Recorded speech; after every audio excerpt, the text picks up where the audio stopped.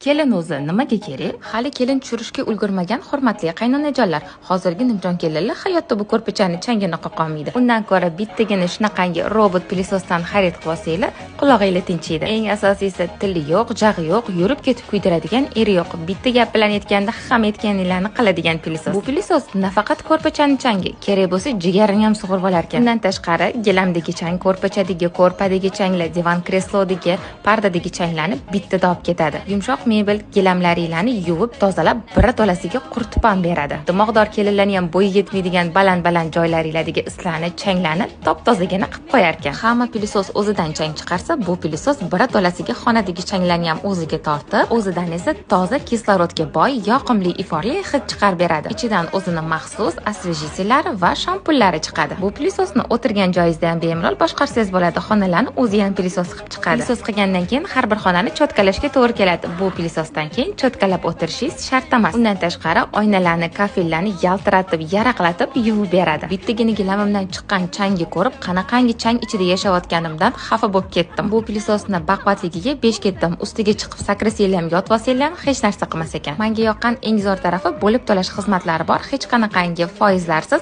halol usulda. Qoldirgan raqamlarimga qo'ng'iroq qilsanglar, uyingizga borib, gilamlaringlarni yuvib, sizlarga tekshirib ko'rsatib berishadi. Keyingi oydan narxlar ko'tarilishi mumkin. Tezda ulgurib olinglar.